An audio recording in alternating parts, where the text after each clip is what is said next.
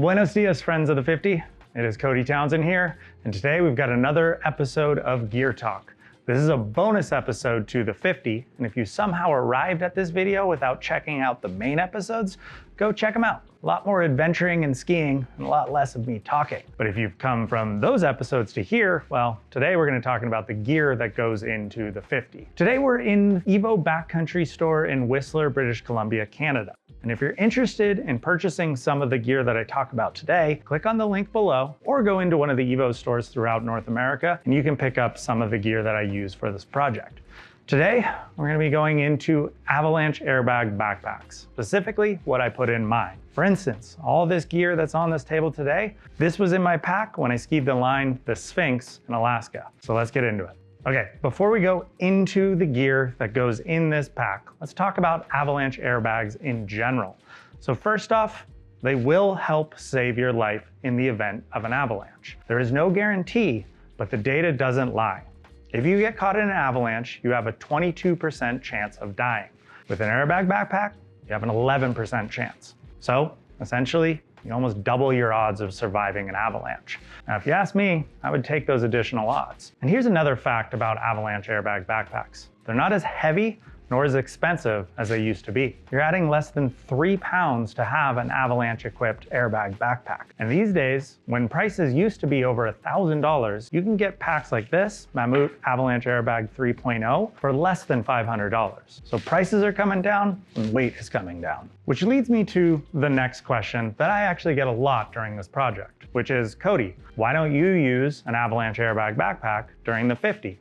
I actually do. If you paid close attention, lines like Mount Superior, and this year, lines like the Sphinx, I had this backpack with me. I also used it on a lot of daily tours early season in Tahoe, and some daily tours in Rogers Pass getting warmed up for the season this year. The reason you don't see it as often as you might think is quite often these lines are so exposed and have hazards that are not related to being buried in an avalanche that the utility of an Avalanche airbag backpack is taken away. They have massive cliffs below them. If I were to get caught in any sort of slide, the least of my concerns is burial. It's getting swept off the 500-foot cliff at the bottom. These lines are very ski mountaineering lines, and often I'm going out there with absolute guarantee that nothing is going to slide. For instance, we're skiing lines in such heinous conditions. If you remember the Sickle in Idaho, when I skied it with my wife, 10 pounds of dynamite couldn't get anything to slide in there. Okay, now we can talk about gear. So let's talk about the pack first. The backpack itself is the Mammut Light Removable Airbag 3.0.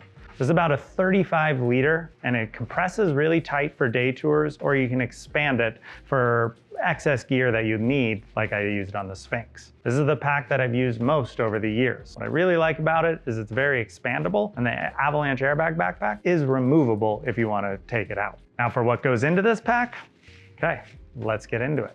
We're going to go into some of the more technical gear. So when I went up the Sphinx, we're going to be in glaciated terrain and crossing bergschrunds. So I'm going to need technical glacier gear. That all starts first with a harness. I use the Mammut Zephyr Altitude harness. It's a lightweight ski mountaineering specific harness. From there, I've got the Petzl Irvis Hybrid crampons. These crampons I've had for about 7 years. They're steel fronts and aluminum heels, and they're the perfect crampon for ski mountaineering. But since I have the crampons, and I'm considering we might be climbing up ice, hardpack, or deep powder, what I like to bring out there with me too is these Alftrib cramplifiers. These are essentially plates that interface with the crampons so that I can have some snowshoe-like surface area to climb up the steep face of the Sphinx. Obviously, I'm gonna go up there with a rope. I bring the Mammut 6.0 glacier rope. This is a static rope specific for glacier and crevasse rescues. The accessories that I bring is a typical glacier rescue kit. So I have a sling with 2 non-lockers. I have a medium-sized ice screw. I have a locking carabiner with a Petzl micro traction, a locking carabiner with a Petzl T-block, and 1 additional locking carabiner. That is pretty much your basic crevasse rescue kit and what is necessary for any sort of winter glacier travel. Talking about some more technical gear, on a climb like the Sphinx, I'll bring 1 axe, maybe 2. Depends on your personal preference. I quite often like to climb with 2 axes just because I like the motion with it. Keeps me a little bit more balanced. But for lines that don't have a very technical climb like the Sphinx, you can easily get away with 1. Talking about safety gear, we of course are gonna have a probe as the most basic part of your avalanche rescue kit. I use the Mammut Light Carbon 240. I also have the Mammut Alligator Pro Light Shovel. Continuing to move left to right, I'm gonna always bring a helmet. On a line like the Sphinx, I'm gonna be climbing up in that helmet. This helmet is something new and something special from Smith, something that I've been pushing for the last couple of years and got to have a hand in designing. The Smith Summit helmet, the first triple rated helmet from Smith, meaning it's rated for skiing, climbing, and biking, and is meant to be a lightweight backcountry specific ski helmet. And it's coming out this fall. Couldn't be more excited. Of course, I'm gonna bring goggles out there, bring 2 lenses, both a light lens and a dark lens, and I'm using the Squad Mag goggle. Obviously, we've got quick changeability with the mag components, and if it gets dark out there, got the light lens. If it stays bright, I've got the dark lens. You'll probably see these on my face most of the time, but they eventually go in my pack. They are my favorite sunglasses in the world, the Smith Wildcats. Of course, while I'm out there, I'm gonna need some food and fuel. So I'm bringing some water. I usually bring an insulated Nalgene with about 1 liter of water. Depends on the length of the day. I can go anywhere between 1 liter, 1.5 liters, or 2 liters. That's something that you just have to figure out for yourself and your own personal preferences. For snacks, keep it light. I like to make a nut and M&M mix. Make it up for myself. And then while I'm snacking and moving, Honey Stinger gels, Honey Stinger waffles, and electrolytes. The electrolytes is something that I've noticed has made a huge difference. 1, makes the water taste better. 2, it keeps you way more rehydrated than just plain water. Moving on, of course, I'm going to be bringing skins out there, or backcountry skins, so skins are essential. I love the Pomoka Free 2.0s. These have the best grip to glide ratio of any skin I've ever used. They're lightweight, they're compact, and man, they just work really good. If you're a Pomoka user, you know these pink skins and you're part of the pink skin gang. Of course, gloves. I've done some bonus videos in the past about layering, so you've probably seen my techniques, but I'm coming out there with liners, my favorite Hestra Fault Guide gloves, and then the Hestra over mitts. This is kind of the perfect combination where if I'm hiking up and I'm sweating a lot, I can keep cool with thin gloves. If it's getting colder, I've got the thicker Fault Guide gloves. And if my hands are gonna be deep in the snow or the temps are dropping even lower, I put these over mitts over it all and keeps my hands super toasty through the day. First aid kit, obviously essential. I pack my first aid kit very specifically. I've got a SAM splint, some blood clotting sponges, some gauze, and a bit of medicine. The way I like to construct my first aid kit is, what is the most likely injuries that are gonna happen out there? Most likely, they're gonna be broken bones, twisted knees, twisted ankles, things like that. That's why I find the SAM splint is absolutely critical to helping stabilize any injuries. And then the other thing is, if you take a ski to your arm, you have heavy bleeding, having those blood clotting sponges are something I feel like will really help stabilize a major blooding event while you're out there, while you're waiting for additional help. Bringing a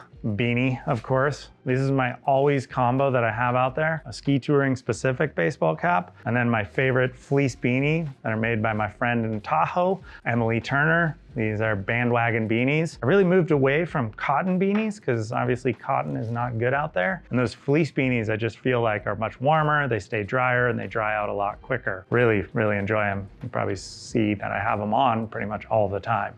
Bringing out with me puffies. You've probably heard me say it before, but I feel like a puffy in your backpack, no matter what the temperature out there, is essential to any backcountry skiing kit. I don't care if it's a sunny, hot spring day, I've got a puffy in there. I feel like it is a life-saving device. It's got to spend the night out there. If it gets cold, this is what's going to keep you warm. I also bring little puffy shorts. So if my lower extremities get cold, I have to bivvy for the night. This combo will hopefully keep me warm. Neck tube, Labent Merino neck tube, in case it gets windy, in case it gets cold, in case I need some extra head warmth, anything like that. Neck tube is the perfect little accessory. Lightweight package, nothing additional that can bring in a lot of extra warmth. I've got Garmin InReach, satellite messenger device, pretty much always on me. No matter how deep I am in the backcountry, this is with me. Can't rely on cell phone service out there. And if something tragic were to happen, this is gonna be your only way to communicate to the outside world. This may not actually be in my pack, but you probably hear me talk about this before. The MSR pot scraper, best damn scraper to scrape your skis, brush out your bindings. It's made for pots and pans and cooking, but I keep this in my cargo pant pocket at all times. Super useful.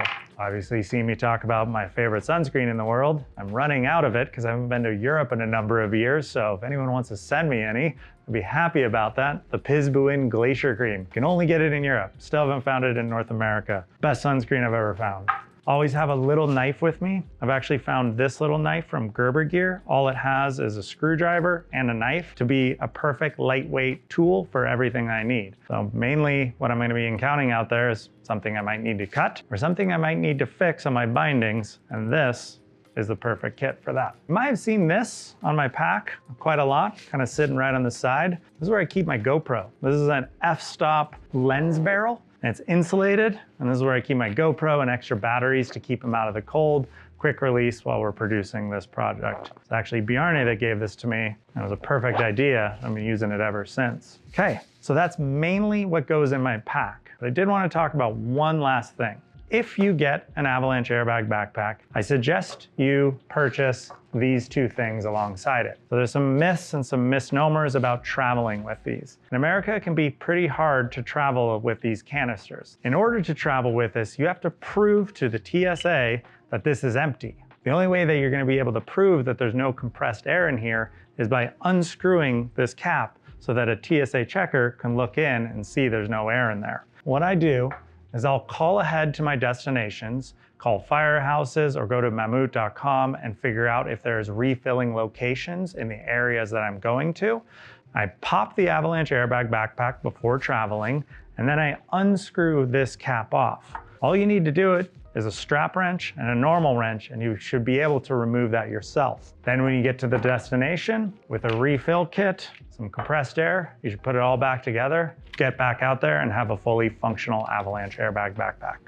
Okay, so that's the gear that went in my Avalanche Airbag backpack while I skied the line, the Sphinx in Alaska. Don't forget to click the link below to the Evo store if you want to check out some of this gear for yourself. Also, if you have any questions, put them in the comments below and I'll do my best to answer them as they come along. Don't forget to subscribe because it helps keep this channel going and you won't miss out on any episodes that come out in the future. Otherwise, see you in the mountains.